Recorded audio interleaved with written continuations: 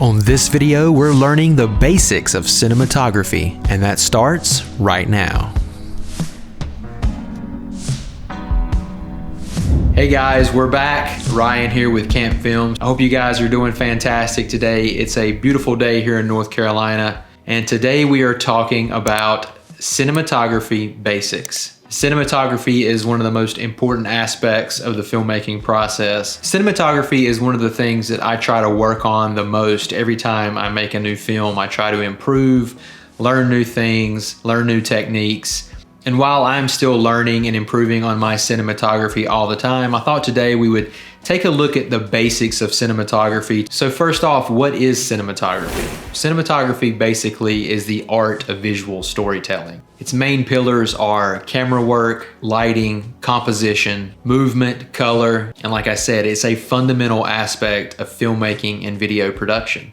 So let's take a look at every core aspect of cinematography, starting with camera work. The camera, of course, is going to be your primary tool in cinematography, and whether you're using a DSLR, your mobile phone, or a cinema camera, understanding your device and your tool is very crucial to your success as a cinematographer. One of the most important things you can learn about controlling your camera is how to manipulate the holy trinity of exposure. And that's going to be your aperture, shutter speed, and ISO settings. Understanding the ins and outs of the camera that you're shooting with is one of the most basic steps that we can take to improve our cinematography. Study the documentation for your camera to learn how to best set it up for filmmaking. Watch YouTube videos dedicated to setting up your camera to get the best out of your camera when shooting films and video. One thing I do to improve consistency and ease of use is to set up custom templates on my camera for when I'm shooting films and video. That way, once you find something that works and looks the best, you can easily switch to it at any time by bringing up your presets. But this is just the start as far as camera work is concerned. Learning about the different lenses we can use is also an important step. Different lenses are better for different types of shots. Learning basic camera shots and camera angles is also an important step we can take. And as I mentioned before, learning the holy trinity of exposure is an important step you can take to improving each shot. Learn your camera and learn how to manipulate the ISO, aperture, and shutter speeds. If you would like to learn more about the holy trinity of exposure, I have a dedicated video for each aspect here on the channel. I'll put a link to those in the description below. Next, let's talk about composition. Composition is basically how you arrange things in the frame. The rule of thirds, leading lines, and framing within the frame.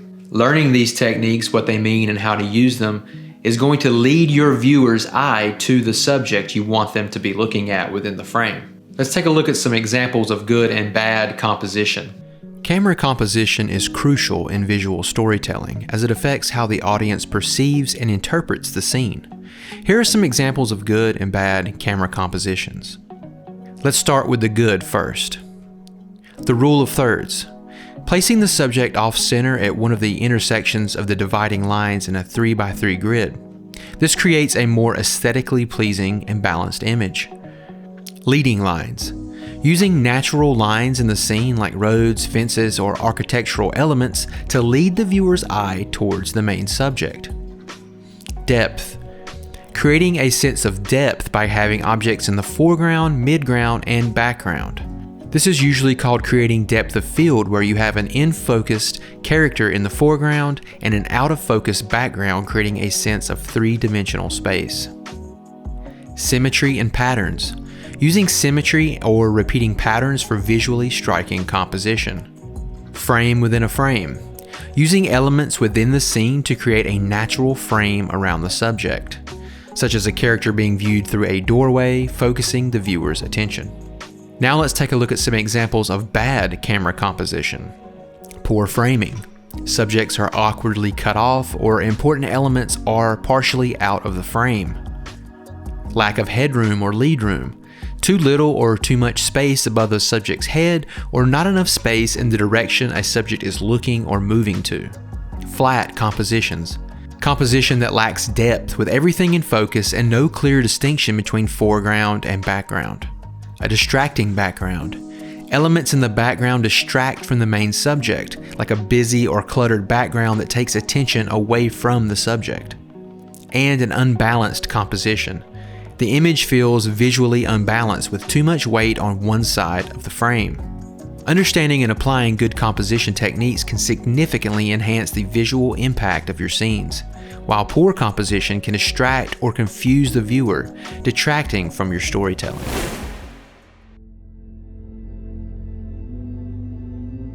Up next is a big one, and that is lighting.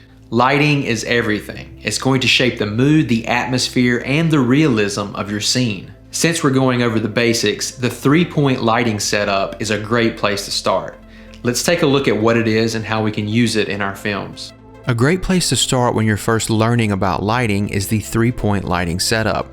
This technique uses 3 lights to fully illuminate a subject in a 3-dimensional space, and is known for its versatility and ability to create a professional look. Here's a brief explanation of each component and how to set it up. First, we'll start with the key light. This is the main light in this setup, and it's usually the strongest and has the most influence on the look of the scene.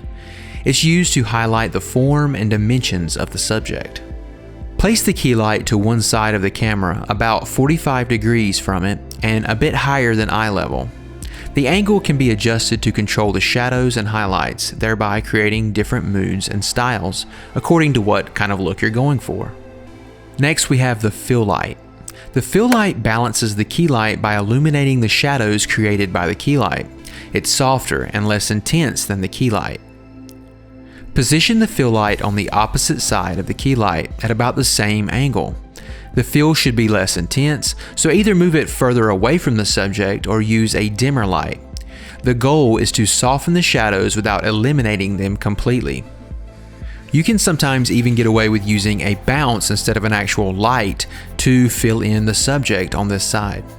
And last, we have the backlight, also known as a rim light or a hair light. This light is placed behind the subject, and it helps to separate the subject from the background, adding depth and dimension to the shot. Place the backlight behind the subject opposite the camera. It should be higher than the subject, pointing downward. This creates a slight rim of light around the edges of the subject, helping them stand out from the background. Be sure to experiment with the positioning and intensity of each light to achieve the desired effect. Use diffusers or bounce the light off surfaces to create softer shadows and reduce harshness. The 3-point lighting setup is adaptable. You can modify it based on the specific requirements of your shoot, such as the subject's features, the camera angle, and the mood you want to convey.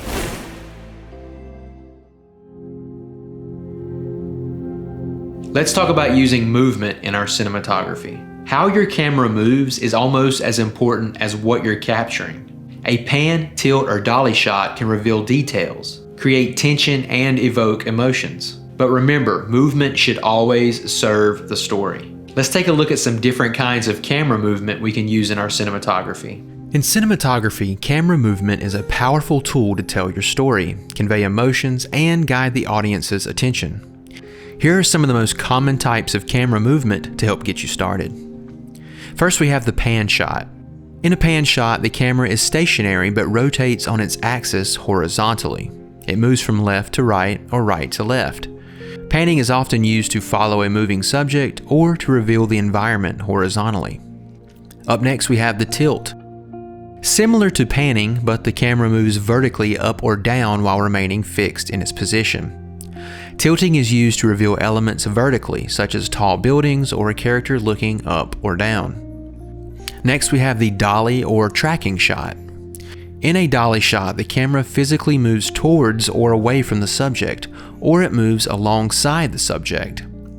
This movement can create a sense of depth and is often used for following a character or moving through a physical space. Up next, we have the zoom shot. Unlike dolly shots, zooming doesn't involve moving the camera.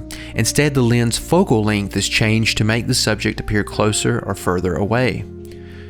Zooms can be used for dramatic effect, to focus on a specific detail, or to transition between scenes. Next, we have the crane or the jib shot. This is when the camera is mounted on a crane or jib and moves vertically and sometimes horizontally.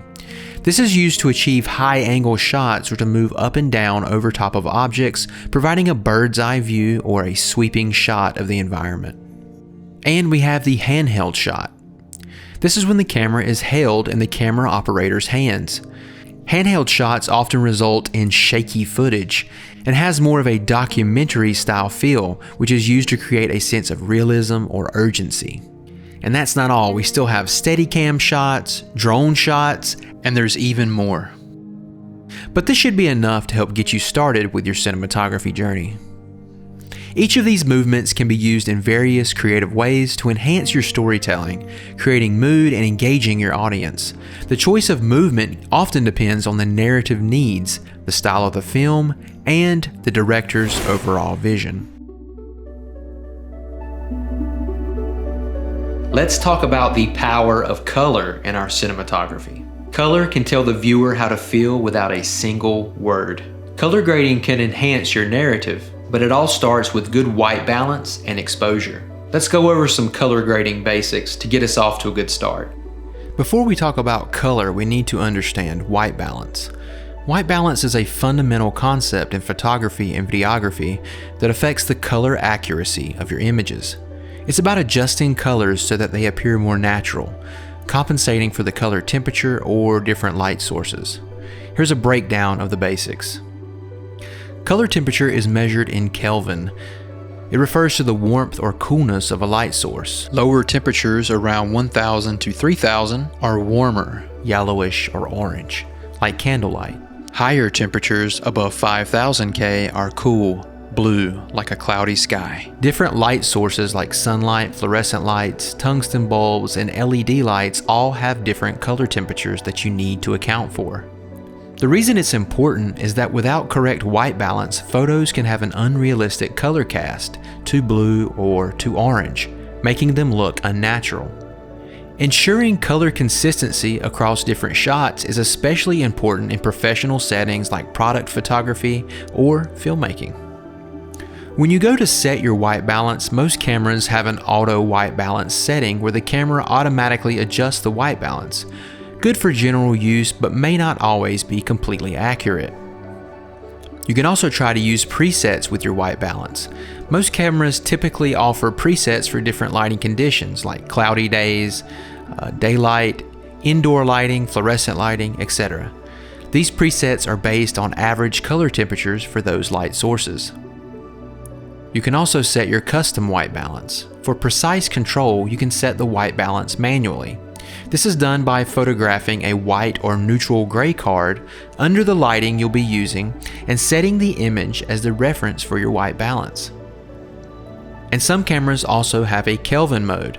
Some advanced cameras allow you to set the color temperature directly in Kelvin, giving you full control over your white balance. Be sure to test and adjust, and always test your white balance settings and adjust as needed, especially in mixed lighting conditions. You can also shoot in RAW. If you're unsure, shooting in RAW allows you to adjust white balance during post-processing without quality loss. For critical work, you can use a gray card to set a custom white balance for accurate color reproduction. Be aware of changing light conditions, especially when shooting outdoors.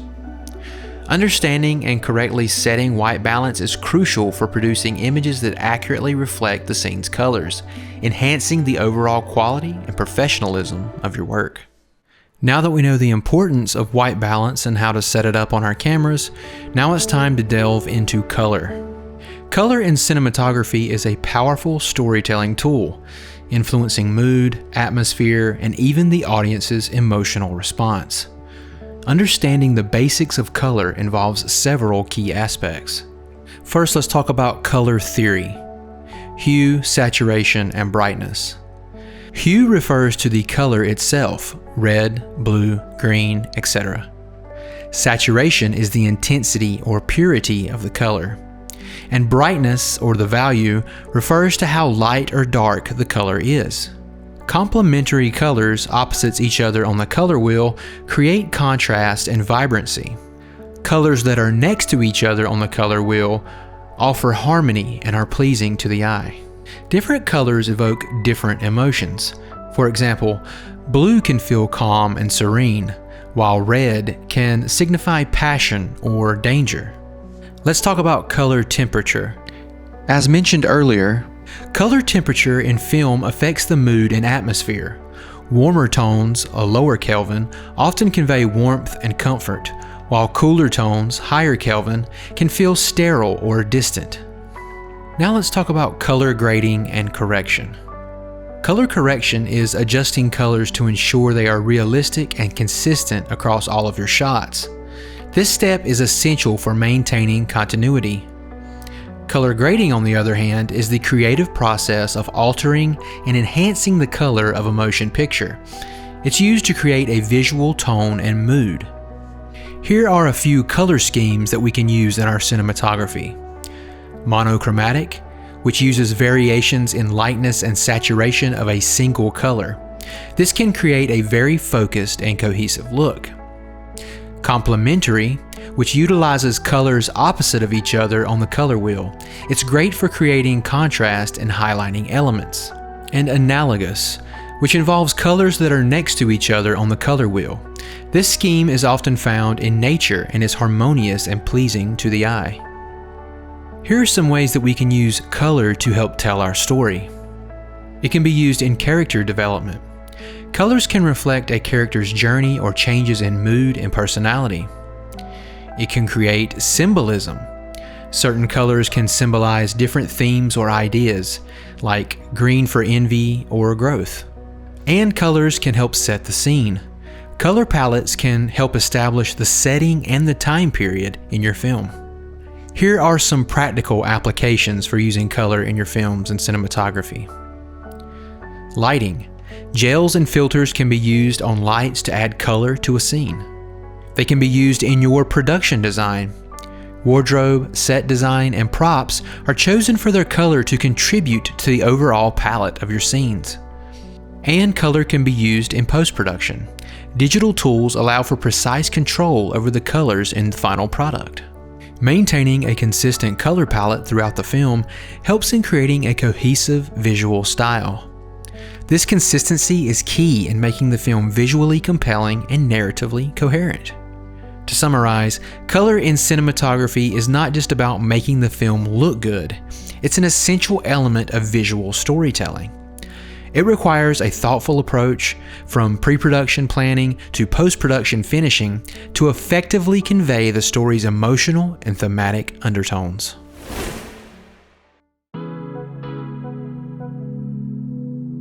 Now that we know the basics of cinematography, it's time to put all of these things into action and practice our craft. 3 simple ways that you can practice your cinematography are with still life, portraits, and action scenes.